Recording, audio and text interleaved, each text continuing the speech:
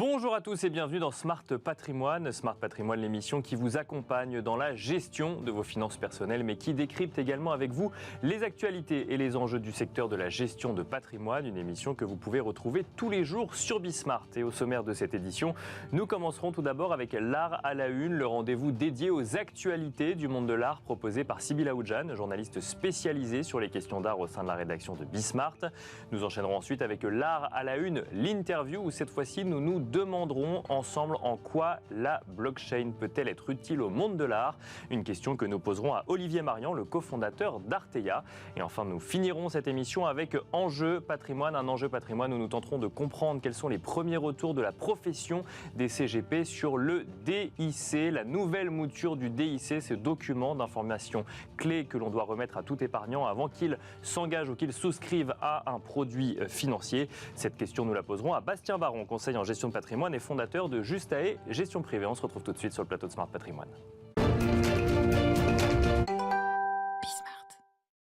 Et nous commençons tout de suite avec l'art à la une, le rendez-vous dédié aux actualités du monde de l'art proposé par Sybille Aoudjan, journaliste spécialisée sur les questions d'art au sein de la rédaction de Bismart. Bonjour Sybille. Bonjour Nicolas. Bienvenue sur le plateau de Smart Patrimoine. On va commencer avec les actualités du monde de l'art et notamment des actualités en lien avec les NFT, Sybille. Effectivement, beaucoup d'actualités en lien avec les NFT en ce moment. Je vous avais parlé il y a quelques semaines d'une actualité autour du MoMA de San Francisco qui avait déjà fait ses premières acquisitions. Là, nous parlons du centre Pompidou qui possède désormais ses premiers jetons non fongibles. C'est une des premières acquisitions d'un ensemble de NFT par une institution publique française. On parle de 18 projets de 13 artistes qui ont ainsi été retenus par la commission d'acquisition du musée. Ils entrent en collection mais aussi par achat, c'est ce que précise le Centre Pompidou dans son communiqué. Parmi eux, on retrouve par exemple un CryptoPunk, le numéro exact c'est le 110, créé par les studios Larva Labs, mais aussi une œuvre de Fred Forrest, NFT, archéologie. Alors l'objectif du musée, c'est d'accompagner les artistes dans la conquête de nouveaux moyens de création. Alors il ne s'agit pas vraiment de s'intéresser au phénomène culturel des collectibles, c'est-à-dire la collection d'images vendues par NFT, mais vraiment d'explorer les nouveaux usages liés à cette technologie. Ces œuvres rentrent dans la collection Nouveaux Médias du musée qui s'enrichit depuis les années 70 d'œuvres en lien avec les technologies émergentes.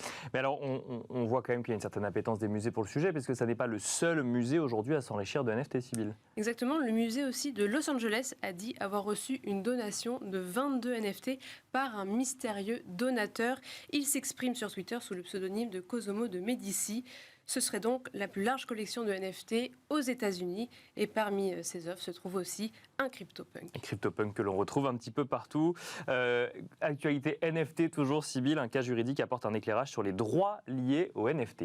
Voilà, c'est une question qu'on s'est souvent posée, c'est peut-on créer un NFT à partir de n'importe quelle image, n'importe quel objet? Et le 8 février 2023, un jury américain s'est prononcé pour la première fois sur une affaire de contrefaçon. Ce litige oppose la maison de luxe Hermès à l'artiste numérique Mason Rothschild. Le jury fédéral de Manhattan a déterminé que cet artiste, Rothschild, avait enfreint les droits de marque de l'entreprise et a accordé à Hermès 133 000 $ de dommages et intérêts au total. Effectivement, l'artiste a créé une collection numérique de sacs ressemblant grandement au fameux sac Birkin d'Hermès.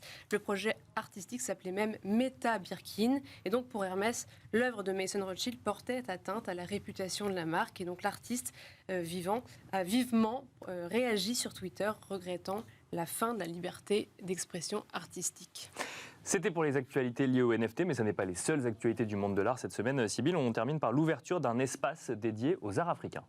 Oui, c'est selon plusieurs médias. Le marchand belge Didier Clès vient d'inaugurer un espace à Paris, un espace seulement sur rendez-vous qui serait rue Danton dans le quartier de Saint-Germain-des-Prés, en plus donc de sa galerie principale qui est à Bruxelles.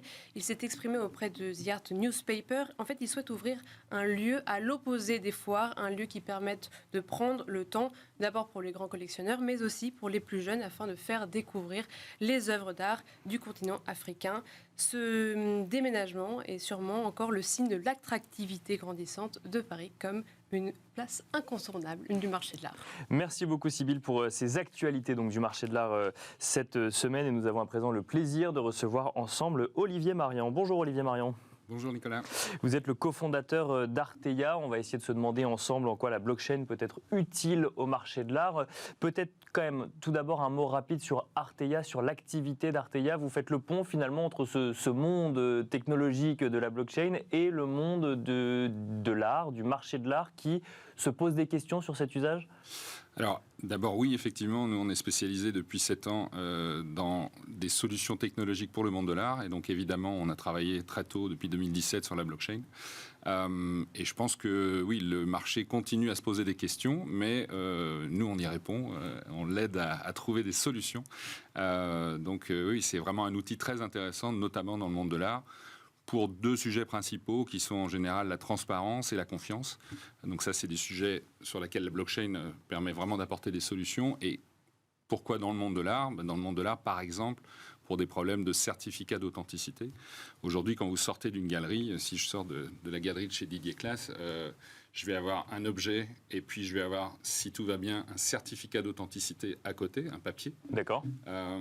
Donc, première étape, déjà, évidemment, c'est un cas d'école pour la blockchain, c'est-à-dire qu'on va digitaliser ce certificat d'authenticité et on va en créer une copie dans une blockchain. Donc, on va avoir une espèce de copie dans un coffre-fort qu'on peut consulter à tout moment et qui est certifié, qui n'est pas modifiable.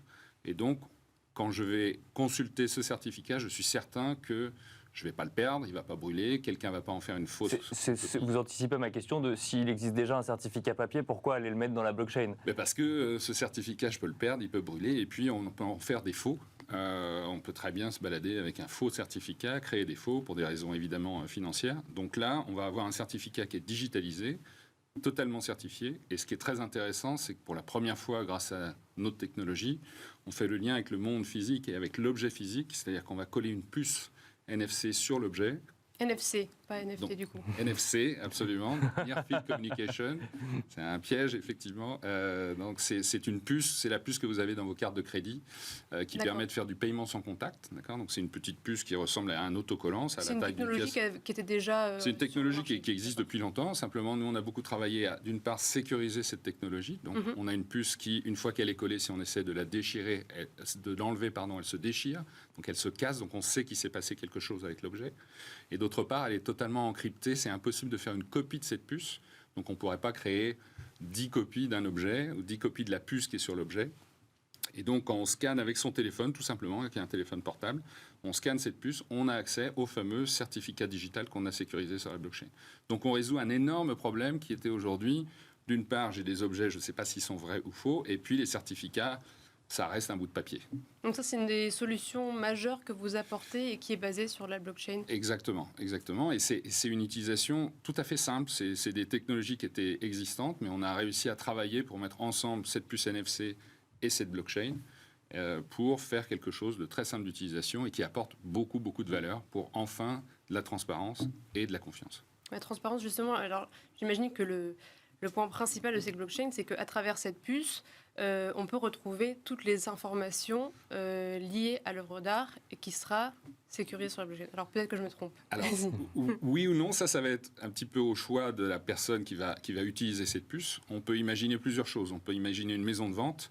Une maison de vente, elle va recevoir, si vous voulez vendre un Picasso, vous allez devoir poser votre Picasso chez... Je ne sais pas si on peut dire des marques, mais une des grandes maisons de marque. Bien sûr, oui. Disons comme ça, ouais, très bien. Voilà, une des grandes maisons qui va recevoir cet objet, ce tableau chez elle. Elle va faire un certain nombre de due diligence, de vérification. Mais alors, juste, pardon, ouais. vous posez une puce NFC sur un Picasso existant ? On accepte ça, de poser une puce sur un Picasso ? C'est là que ça va être intéressant. On va regarder à quel endroit on va poser la puce. Aujourd'hui, les grandes maisons de vente, qu'est-ce qu'elles font ? Elles posent un petit autocollant papier avec un petit code barre sur, en général, le châssis. Ce qui est très intéressant, au dos des tableaux, quand vous regardez le dos d'un tableau important, il y a toute une partie de l'histoire, donc c'est pour ça que je réponds à votre question, il y a toute une partie de l'histoire de ce tableau, où est-ce qu'il a été exposé dans telle galerie, en général, quand il est passé en vente dans telle ou telle maison de vente. Donc on a cette historique, qui est pour l'instant une succession de petits autocollants papier à noter sur le châssis. Donc oui, on essaye de ne pas abîmer la toile, donc on va plutôt, dans ce cas-là, mettre un autocollant sur le châssis. Donc nous, on propose de mettre plutôt une puce. Pourquoi ? Parce que cet autocollant, il a très peu d'informations. De nouveau, on peut faire des faux autocollants. Et là, évidemment, je reprends tous mes arguments où on a une puce impossible à copier et qui permet d'avoir accès très rapidement en la scannant, par exemple à la page de résultats de la maison de vente. Même chose pour une galerie, même chose pour un artiste. Et vers qui on se tourne du coup pour inscrire cette historique du parcours de la toile? C'est un informaticien ou c'est vers vous? Alors nous, on fournit une solution où directement le sachant, on va dire, la personne qui prend l'engagement d'écrire des informations, donc ça peut être l'artiste, ça peut être sa galerie, ça peut être une maison de vente. Ils ne vont pas tous délivrer la même chose. Typiquement, un artiste et une galerie vont pouvoir délivrer un certificat d'authenticité, alors qu'une maison de vente, en général, elle ne va pas vraiment, elle, délivrer le certificat d'authenticité. Elle n'en a pas vraiment l'autorité, puis elle ne veut pas forcément prendre le risque. Et donc, elle va dire qu'elle a fait ses due diligence et qu'elle a retrouvé un certificat existant. Mais donc, ces personnes-là, on leur donne un accès à un site web dont ils sont les seuls à avoir accès, et ils vont générer le certificat d'authenticité pour un artiste et une galerie, ou le certificat de passage dans une vente pour une maison de vente. Donc, une fois qu'on a ce certificat digital, nous, on l'ancre dans la blockchain. Et pourquoi la blockchain plutôt qu'un coffre-fort numérique classique? La blockchain, c'est le coffre-fort digital par excellence. Et ce qui est très intéressant, c'est que ce coffre-fort, il est consultable par tout le monde. Ça veut dire quoi? Donc là, je reprends cette idée de transparence et de confiance. Ça veut dire que mathématiquement, n'importe qui aujourd'hui peut assez facilement aller vérifier que l'information dont nous, on prétend qu'elle est vérifiée, elle est effectivement vérifiée, puisqu'ils peuvent aller vérifier sur la blockchain les informations qui ont été encodées. Donc, ils ne sont pas obligés de faire appel à ce qu'on appelle un tiers de confiance. Historiquement, la confiance, elle était obligée d'être accordée à un tiers de confiance. Et aujourd'hui, grâce à la blockchain, la confiance, elle se fait envers une technologie. Mais assez facilement, il faut quand même avoir un petit peu de savoir sur ce monde. Nous, on fournit des outils blockchain, pour que les gens... Peur, oui, comme terme. oui, alors, assez facilement. Beaucoup de gens, maintenant, il y a des outils, il y a des sites web qui permettent d'aller contrôler, de retrouver une information. Et donc, voilà, effectivement, nous, on est plutôt informaticiens, mais c'est une information assez facile à aller vérifier, en tout cas. Alors que, d'habitude, vous êtes obligé de faire confiance à un tiers de confiance qui a dit que c'était bien. Il faut lui faire confiance. Et je pense aux acteurs comme les maisons de vente. Est-ce qu'elles vont facilement donner toutes ces informations? Est-ce qu'elles ont intérêt à ce que tout soit inscrit? Parce qu'on les sent parfois un petit peu réticentes à donner les prix, les dates, etc. Enfin, toute l'historique de vente d'une œuvre d'art. Ou même les acheteurs. Est-ce que les acheteurs ont envie qu'on sache que c'est passé par telle ou telle collection? C'est un sujet. Ça, c'est un autre sujet, d'accord. Non, c'est une très bonne question. C'est assez rigolo. C'est que les collectionneurs, nous on travaille avec beaucoup de collectionneurs pour une autre activité d'Artea qui est, on fournit une solution de gestion de collection. Donc c'est comment faire votre inventaire. Les collectionneurs, ils aiment tout savoir d'une œuvre, mais effectivement, ils n'aiment pas trop donner des informations. Mais pour répondre à votre question, les maisons de vente le font déjà. C'est-à-dire que la plupart des maisons de vente, vous avez sur le site web le résultat des enchères, et puis toute cette information qui a été travaillée d'abord par la maison de vente, donc provenance, exposition, littérature, quand la provenance est connue. Donc quand c'était la collection d'un grand collectionneur, en général, on le dit. Si c'était Rockefeller, il y a eu quelques années, la vente de la collection Rockefeller, évidemment, ça apporte de la valeur à la vente, et c'est connu, et c'est public. Donc il y a des sites d'information, comme ArtPrice, comme d'autres, qui accumulent toutes ces informations. Donc vous pouvez les consulter. Le problème, c'est que l'information, de nouveau, elle est sur le site web de Christie's, mais elle n'est pas liée à l'œuvre. Nous, en mettant une puce sur l'œuvre, on sait tout de suite qu'on parle de cette œuvre-là, et non pas d'autre chose. Et c'est mieux qu'un petit autocollant en papier. Et on a parlé des collectionneurs, justement. Là, vous avez une actualité. Vous gérez maintenant la collection de la Commission européenne. Absolument, absolument. Vous pouvez décrire ce que vous faites et en quoi vous pouvez être utile à certains collectionneurs? Donc, on a un logiciel qui est un logiciel de gestion de collection. Qu'est-ce que ça veut dire? Ça veut dire que la plupart des gens, aujourd'hui, quand ils ont une collection d'art, ils ont soit des papiers, des factures, des choses comme ça, un petit carnet ou un fichier Excel, éventuellement. Et nous, on a un logiciel, donc c'est une solution qu'on appelle SaaS, c'est-à-dire que c'est des serveurs, on y accède par un navigateur web, donc sur son ordinateur ou sur son téléphone portable, et on va pouvoir stocker toutes les informations qui permettent de créer une espèce de CV, de fiche d'identité de chaque œuvre. Donc là, on n'est plus sur de la blockchain. Non, on n'est plus sur de la blockchain. On est sur d'autres services technologiques, d'accord. Voilà, exactement. C'est un autre service que notre société propose, et qui est en lien souvent avec cette première solution dont je vous ai parlé, parce que typiquement un artiste qui a envie de sécuriser tous ses certificats, il va utiliser notre logiciel de gestion d'inventaire, et ensuite il va sélectionner cette solution pour générer ces certificats. Alors, Sybille a effectivement déjà posé la question, mais c'est vrai que si je reviens sur le sujet blockchain, on imagine très bien l'accès à un registre inviolable pour pouvoir prouver la provenance d'une œuvre, par exemple, qui aurait été créée aujourd'hui. En revanche, des œuvres d'hier, finalement, on en reste à une confiance vis-à-vis du marchand ou vis-à-vis de l'expert. Comment est-ce qu'eux, ils voient des solutions comme celle-là qui viendraient remettre en cause peut-être leur rôle de tiers de confiance? Non, alors il n'y a pas de remise en cause, c'est vraiment un outil qui permet une approche plus moderne. Donc on fait, en plus de ces deux solutions dont on a parlé, on fait une troisième, très bien. Oui, absolument, mais qui est complètement cohérente avec le reste.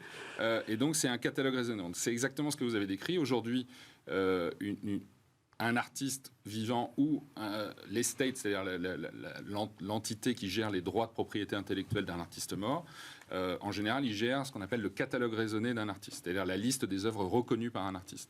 Et nous, évidemment, on propose de digitaliser ces informations, donc créer une base de données et un site web qui permet de consulter ces informations. Et de nouveau, ça a beaucoup de valeur, et donc on sécurise cette base de données sur la blockchain de nouveau, et donc on peut consulter très facilement la liste reconnue des œuvres d'un artiste, et c'est l'artiste qui a pris l'engagement de ça, et il est très content de le faire parce que ça sécurise sa création, son patrimoine. Merci beaucoup Olivier Marian d'être venu sur le plateau de Smart Patrimoine. On aura parlé blockchain, mais pas que finalement. Donc je rappelle que vous êtes le cofondateur d'Arteia. Merci également Sybille Aoudjan, journaliste spécialisée sur les questions d'art au sein de la rédaction de Bismart. Et quant à nous, on se retrouve tout de suite dans Enjeu Patrimoine. Et nous enchaînons à présent avec Enjeu Patrimoine, un enjeu patrimoine qui revient sur la nouvelle mouture du DIC, ce document d'information clé qui doit être fourni à chaque épargnant avant qu'il souscrive à un produit financier. Ce document donc, a légèrement évolué depuis le 1er janvier 2023 et la question que nous nous posons aujourd'hui, c'est quels sont les retours que l'on peut obtenir de la profession sur le sujet. Et pour en parler, nous avons le plaisir de recevoir sur le plateau de Smart Patrimoine Bastien Baron. Bonjour Bastien Baron. Bonjour Nicolas. Bienvenue sur le plateau, vous êtes conseiller en gestion de patrimoine et notamment fondateur de Justae et Gestion Privée. Il y a donc une nouvelle mouture de ce DIC qui d'ailleurs a été standardisé au niveau européen et qui a pour but d'apporter une information, je cite, claire, exacte et non trompeuse avant la souscription à un produit financier. C'est ce qu'on peut retrouver notamment sur le site de l'AMF. Pourtant, celui-ci a évolué. Donc l'épargnant ne voit plus la même chose en 2023 qu'en 2022 sur ce fameux DIC. Est-ce qu'il y a eu de grosses évolutions dans la façon de faire votre métier depuis qu'il y a ce DIC? Sincèrement, pas forcément. Il faut savoir qu'il y a le DICI, l'ex-DIC, qui existait depuis 2011 déjà pour tous les fonds commercialisés en France. Donc ça fait déjà une dizaine d'années qu'on a l'habitude de ce document. D'accord. Là, il y a eu quelques changements. Donc je pense qu'on va revenir dessus. Ce qui est intéressant, c'est que déjà ça a été harmonisé au niveau européen. Donc ça permet d'avoir quelque chose d'assez complet. Et maintenant, c'est très standardisé, mais on retrouve déjà les principales choses qu'on avait déjà dans le DICI avant. Alors, il y a quand même une évolution au niveau de l'échelle de risque, ou en tout cas pas de l'échelle de risque, mais de la manière d'appréhender le risque des produits financiers. Là, la méthode de calcul a un petit peu évolué. Exactement. Il faut savoir qu'auparavant, il y avait une échelle de risque, peut-être que vous avez déjà rencontré justement sur le DICI d'un fonds, qui va de 1 à 7. D'accord. Il y a un profil très prudent, 7 profils très dynamiques. Et charge ensuite au conseil en investissement financier de déterminer la note qui correspond à l'investisseur ou à l'épargnant. Oui, tout à fait, ouais. Exactement. Et enfin, là, ce qui a changé, c'est qu'on a ajouté le risque de crédit. D'accord. Et qu'on a modifié les bornes. Donc, ça a un petit peu tout chamboulé. Et j'ai un exemple que j'ai présenté à un client, notamment hier. C'est qu'il y a un fonds qui avait un risque 5 en décembre 2022. Aujourd'hui, il n'a plus qu'un risque 3. Pourtant, la stratégie de gestion n'a pas du tout changé. Mais le fait que le risque de crédit soit ajouté dans le mode de calcul et qu'en plus les bornes entre 3 et 4, 4 et 5, etc. aient changé, ça a modifié en fait le... Alors, peut-être un petit peu de précision pour ceux qui nous écoutent déjà. Qu'est-ce que ça veut dire ajouter le risque de crédit sur un fonds? Ça veut dire quoi? Ça veut dire qu'il y a un investissement obligataire qui a été fait ou Justement, pas forcément. Non. Si un fonds qui investit 100% en actions, qui a un objectif d'être investi 100% en actions, lui, on va calculer uniquement ce qu'on appelle la volatilité sur les 5 dernières années, c'est-à-dire les fluctuations par rapport à sa moyenne. D'accord. Faire très simple, donc c'est des maths. Ça, c'est le moyen d'évaluer le risque d'un investissement en action. Exactement. D'accord. Oui. Et aujourd'hui, on a ajouté le risque crédit. Et, Qui n'était pas calculé avant. non, qui n'était pas calculé de cette façon-là en tous les cas. Pourquoi ? Pour prendre en compte ces fonds où on peut être investi et en actions et en obligations, par exemple ouais, tout à fait. Ouais. D'accord. Et donc là, le fait d'additionner les deux dans la méthode de calcul fait que mécaniquement, ça change le résultat final du risque d'un fonds si on est investi 100% en actions, par exemple, parce qu'on considère qu'il n'y a pas de risque de crédit, mais ce n'est pas pour autant qu'il y a moins de risque sur le fonds. Exactement. D'accord. Vous avez très bien schématisé la chose, synthétisé la chose, c'est qu'un fonds 100% actions, il n'a pas de risque crédit, mais ce n'est pas pour autant qu'il est moins risqué qu'avant, il a toujours le même risque. Et donc ça, c'est le premier sujet. Et le deuxième sujet, c'est qu'en plus, on a modifié les bornes. Donc les bornes, c'est ce qui permet de passer de 0 à 1, de 1 à 2, de 2 à 3 et ainsi de suite jusqu'à 7, d'accord. Exactement. Donc en fait, vu que les deux ont été modifiés, je pense que ce n'était pas du tout le but, on va dire, initialement lors de la création du DIC, du DIC. D'accord. Je pense que maintenant, le truc, c'est que je pense que les investisseurs, pendant 10 ans, une dizaine d'années, ils ont été habitués à cette frise qui va de 1 à 7 et qui aujourd'hui, ils avaient l'habitude d'avoir un risque 5, mais aujourd'hui, un risque 5 actuellement sur le DIC, c'est bien plus important que l'ancien risque 5. Donc, en fait, un risque 5, parce que si je reprends l'exemple que vous nous donniez tout à l'heure, un risque 5 en 2022 est passé risque 3 en 2023, par exemple, mais ce n'est pas pour autant que le fonds est moins risqué, c'est juste que les bornes ont évolué. C'est quoi ? Il y a plus de souplesse, finalement, dans les bornes liées au risque aujourd'hui dans le DIC, c'est ça ? Ouais, c'est un petit peu ça. C'est-à-dire qu'auparavant, par exemple, je prends les exemples de volatilité pour donner un exemple concret. Auparavant, pour être un fonds qui était entre un risque 3, il fallait qu'il soit entre 2 et 5% de volatilité en moyenne sur les 5 dernières années. D'accord. Aujourd'hui, donc, en ajoutant le risque de crédit, il peut aller jusqu'à 12%. Donc oui, on multiplie quand même. Voilà, bien sûr, ouais. Et auparavant, pour être dans un risque 5, c'était entre 10 et 15. Donc vous voyez qu'un fonds, là l'exemple que je donnais, c'était un fonds qui avait une volatilité de 11% sur les 5 dernières années, donc il était risque 5. D'accord. Et aujourd'hui, vu qu'on peut aller jusqu'à 12 sur un risque 3, il est passé en risque 3. Mais alors, moi, c'est quelque chose que j'ai du mal à comprendre, c'est que normalement, les décisions réglementaires, et notamment quand on parle du DIC, sont faites pour protéger l'épargnant et qu'il ait toutes les informations sur le sujet. Comment on explique que d'un coup d'un seul, cette nouvelle grille de lecture du risque fasse baisser visuellement, en tout cas de manière schématique, ça ne fait pas baisser le risque, mais la perception du risque, c'est quoi ? C'est qu'il y a finalement des investissements ou des propositions de placement beaucoup plus risquées qui sont rentrées dans cette échelle et dans lesquelles on n'investissait pas avant ? Alors on peut y penser, forcément. On peut penser, le private equity s'est beaucoup développé, les investissements en crypto-monnaie se sont beaucoup développés. C'est vrai que dans un risque 7, auparavant, là, il y a encore 2 mois, on pouvait avoir un fonds 100% action, un fonds en private equity et un fonds en crypto-monnaie, alors qu'en réalité, les risques étaient totalement différents. D'accord, je comprends. Oui, bien sûr. Je pense que ce qui est un petit peu dommage aussi, c'est qu'ils auraient pu rajouter un risque 8 et un risque 9. Oui, c'est ça. Oui, c'était une autre possibilité, bien sûr. Bon, c'est pas ce qui a été retenu. Et aujourd'hui, c'est vrai que ça peut apporter un certain biais, parce que je pense qu'il y a des personnes qui ne vont pas suivre ça au quotidien, qui vont penser habituellement, moi je vais par exemple sur un risque 4, je continue à aller sur un risque 4 demain. Et en fait, ça ne sera pas forcément le même risque qui sera pris. Donc, il faut faire attention, effectivement, depuis le 1er janvier 2023, à la perception qu'on peut avoir de la note du risque sur le DIC, parce que la méthode de calcul et les bornes ont évolué. Donc, en plus, on a évoqué notamment l'intégration du risque de crédit, je le rappelle, dans la méthode de calcul. Ça, c'est pour le sujet risque. Je pense qu'on a tout dit sur le sujet risque. On a pour objectif de faire de la pédagogie.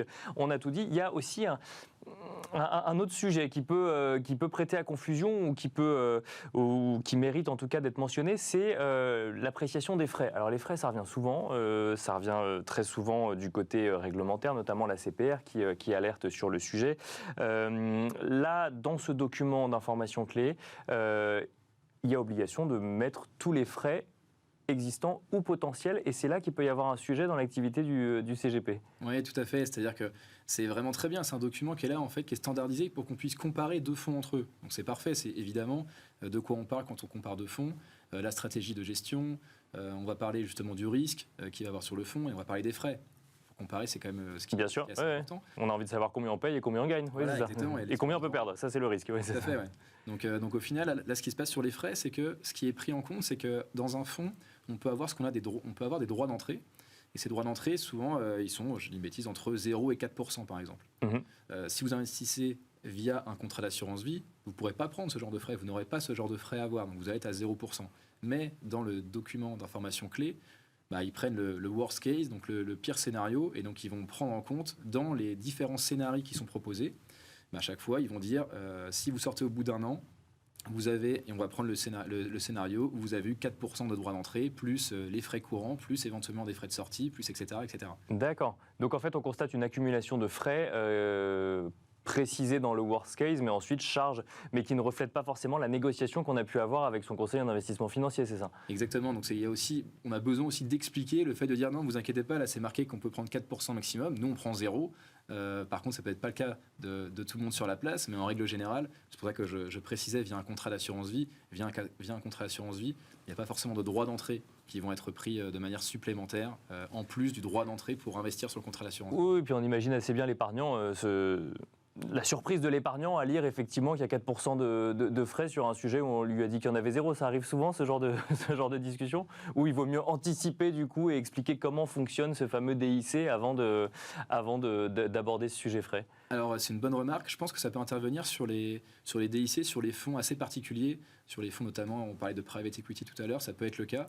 Lorsqu'on est dans un contrat d'assurance vie et qu'on va avoir une certaine allocation, on va avoir une dizaine de fonds par exemple, différents qui vont être investis, c'est-à-dire que le client il se retrouve avec une dizaine d'informations clés qui font 3 pages chacun, plus on met en place ce qu'on appelle une déclaration d'adéquation pour montrer que l'allocation qu'on lui propose est bien en adéquation avec sa situation, avec le profil de risque qu'il a, son profil investisseur, etc. Et bientôt, ces valeurs ou les normes ESG qu'il a l'intention de respecter. Exactement, aussi. ça en fait partie aussi, tout à fait, depuis le 1er janvier, ça en fait partie.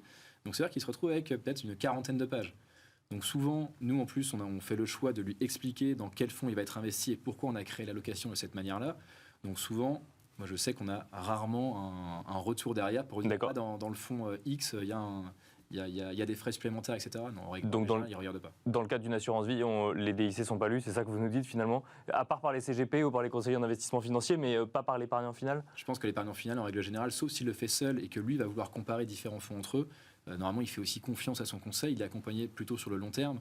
Donc en règle générale, le conseil n'a aucun intérêt de le flouer, il a intérêt d'aller dans son sens pour créer un cercle vertueux, qu'il soit satisfait, qu'il recommande après à ses amis, son entourage, etc. Donc normalement ça se passe en confiance. Peut-être qu'effectivement, on les regarde un petit peu plus quand on va sur un niveau de risque 7 pour reboucler avec le début de notre discussion. Merci beaucoup en tout cas, Bastien Baron, d'être venu nous faire ses premiers retours. Alors ça fait 1 mois et demi que vous pratiquez ce nouveau DIC, mais c'était intéressant de voir un petit peu comment il était utilisé au quotidien. Merci. Je rappelle que vous êtes conseiller en gestion de patrimoine et fondateur de Justae Gestion Privée. Merci à vous également de nous avoir suivis et je vous donne rendez-vous très vite sur Bismart.